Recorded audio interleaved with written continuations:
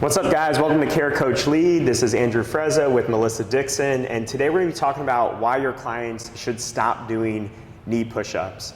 And it's not that there's anything that incredibly bad with knee push-ups. We just find that there's a lot of better options that you can do instead of knee push-ups that kind of make the knee push-up somewhat obsolete in our class or one-on-one settings. And we're going to give you guys those three versions of the push-up that we prefer for people who don't have really good strict push-ups that they can do instead that is going to progress them to the real deal, and the why behind that and why we prefer those over the knee push-up. So first and foremost, when we talk about the biggest flaw with the knee push-up, what I see is that the people that lack the strength to do a really good push-up and therefore have to do the knee push-up, those people also tend to lack the body awareness to keep a really good partial plank position where their shoulders, hips, and knees are all in a line while they're doing that. It requires a lot more body awareness, in my opinion, than a traditional push-up. Also, what you'll see in a regular push-up, one of the biggest flaws that you'll see, now if you can show like dropping the hips, one of the biggest flaws you're gonna see is loose legs, like slacked quads there, and the dropping of the hips. And the knee push-up doesn't really serve to fix that. And when we're in that, go back to that plank position, what we wanna see Mel do is flex her quads, and that should really engage that lower half. She should feel quads, hip flexors, core, all lit up in that plank. And when we're in the knee push-up, it forces us to turn off the quads and we can't get that same feeling, okay? So we're gonna show you three versions where we can create the identical plank that we want, but still scale and modify people to an appropriate push-up. We're gonna start with an elevated push-up. And for the elevated push-up, just like you would do on a ring row if you've scaled people with that, you can change the angle to make it more difficult or make it easier. So we have a box right here that Mel's gonna show us some push-ups on. And this would be for someone who's decently strong, maybe has one or two push-ups to the ground, but needs to be able to do multiple reps, bigger sets here, and she's just gonna lower down to an elevated surface. Now, you have options here. So this is a lower height, but you could go even lower than this. If you wanted to do a smaller box, plates, you could do that. If you wanted to increase the height and you have a 20-inch box or 24-inch box, you could do that as well. Just make sure that it has a wide enough base where it doesn't tip over as you do it, but it's an easy way to change that height depending on the volume of that day and as that person is progressing.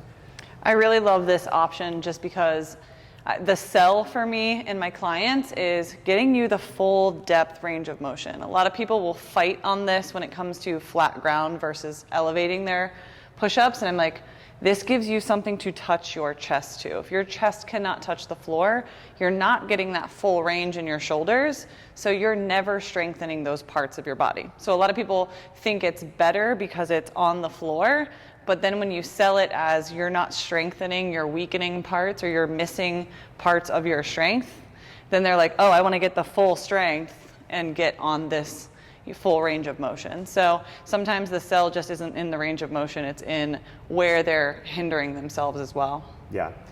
Second thing we're gonna talk about is a band push-up. And this is one of our favorite ones. When we have the space and logistics to do band push-ups in class, this is where we push the majority of our clients to do it. And it's because they're gonna be in a flat ground position, they're gonna be in the identical position as their normal push-up. The only thing that's changing is they're getting a little bit of assistance from the band. And what I also like about the band is it actually gives the most assistance in the most difficult part of the movement, which is that lowering phase. So for the person, as Mel brought up, that really struggles to go to that full range of motion at the bottom, it allows them to have a little bit more assistance and give them the confidence to start working that lower range. So when you do that, you're just gonna put the band around the upper part of your stomach, and you're gonna do your push-ups exactly how you would normally do. And the band is cool too because it provides a little bit of feedback to that core to actually help someone create a more solid plank position. Yeah, the common thing that I see people go wrong with in this one is trying to put it around their waist.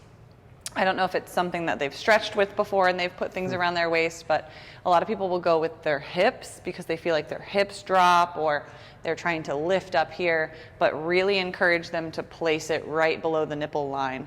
That way it is giving them that support at the chest where they need it with those muscles and getting directly underneath where that band is attached to, not any kind of angle away from the rig or in some weird positioning. Yeah, and then the final one we're going to talk about is a push-up negative. So this one's really easy, and when you think about a warm-up setting, or one of the hard parts about the elevated push-up and the banded push-up is that it's going to require special equipment, and you might be doing a group warm-up where you don't want people to pull up special equipment to be able to stay with the class and do the movement.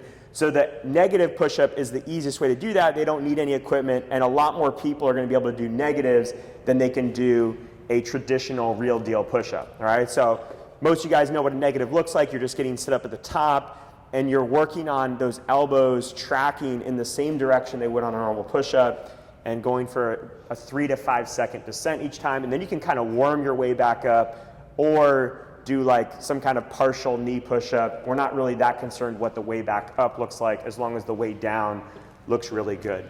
So that's an easy way to develop strength and to make it just really logistically easy, where you don't need any special equipment there. Yeah, it functions really well in a warm-up setting too, just to slowly activate everyone who does have push-ups, but include the people who don't have flat ground push-ups and show them what that full range of motion should feel like.